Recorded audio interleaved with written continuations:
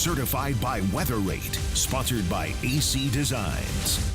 It's going to be hot, going to be humid, guaranteed part, at least of the beginning of the training camp. Let's go back. That's when Beryl made landfall. Houston was pretty much ground zero. It has continued to move to the northeast and, of course, away from the warm waters, and so much weaker, but still producing heavy rainfall, especially, it's right about here, producing heavy rainfall on its northern side.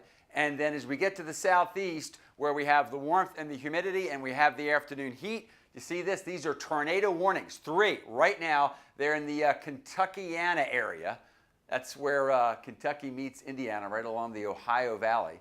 And this storm system will continue to head to the northeast. So think St. Louis, then Indiana, and Cleveland. And these forecasters up here are still respecting this system quite significantly. So in many ways, the tropical story from Beryl continues. Let's go back. We talked about the fact that the weather alert, we're going to let go of that now because the last storm causing significant heavy rains and lightning, that's pretty much the energy, or the worst part of it now, is heading offshore. Now, you folks in Camden and Glenn County, especially between Brunswick and the islands, you're going to continue with some heavy rain in the area, but that pretty much is the last storm. And as we look at the rest of northeastern Florida and southeastern Georgia, things are just tapering off. So the alert for the day coming to an end. Here's a look as we go through the rest of tonight and then tomorrow. Tomorrow there will still be some widely scattered showers and thunderstorms, but we're not going to take it quite to the alert level for a couple reasons.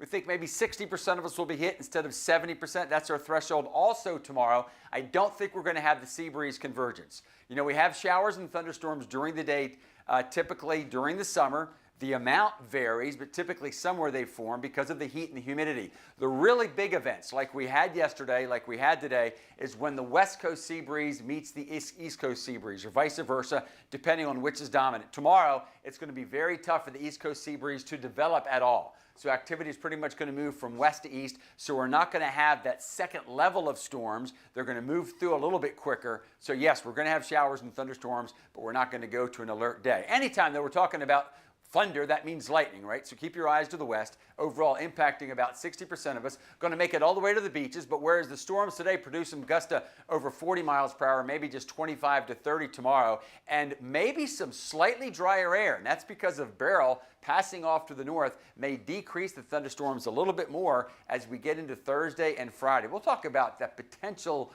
drier air heading our way in just a few moments.